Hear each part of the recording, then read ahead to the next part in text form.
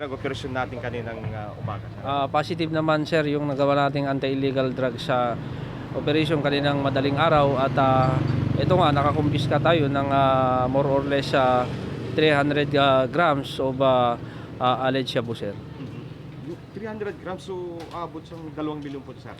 Mahigit base sa street value nito mahigit 2 million pesos. Okay. Sir, paano natin nahuli itong suspect natin? Actually, ganito yun yung nangyari. Kasama natin yung lead unit na Provincial Drug Enforcement Unit ng Ilocos Norte Police Ilocos Norte Police Provincial Office.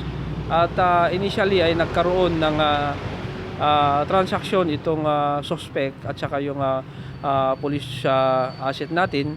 Nung nag-usap sila, nagkita sila sa isang bus. At doon napag-usap sila, then pinakita dito sa police asset natin yung dala-dala ng suspect na volume of illegal drugs. At pagkarating nila dito sa area natin sa San Nicolas, particularly sa mismong place of arrest, ay agad na naming hinuli itong suspect natin. Ilan po yung suspect natin, sir?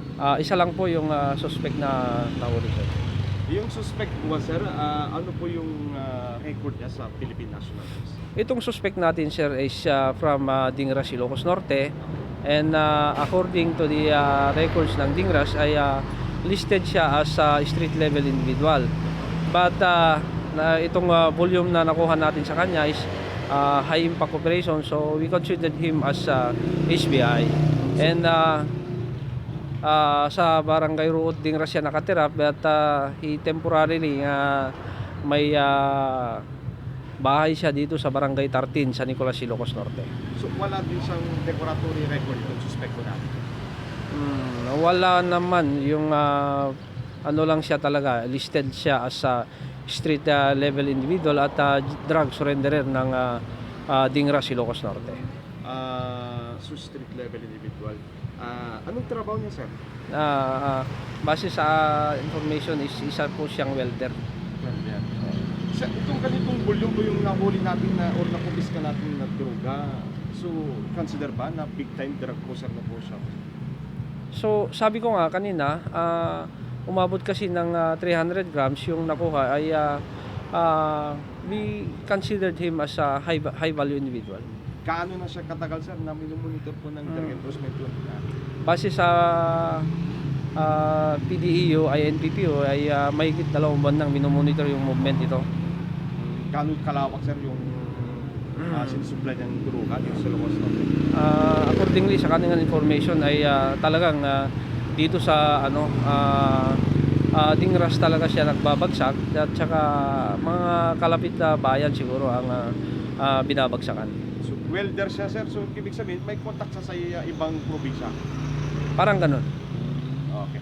Sa ngayon, sir, ano po yung mensahe po natin? Kasi dami po yung shabu na nakumpiska natin. So ano po yung ipapayo po natin dito sa kababayan po natin sa Ilocos Norte, lalo dito sa San Nicolas? Maraming salamat, Bombo Roger.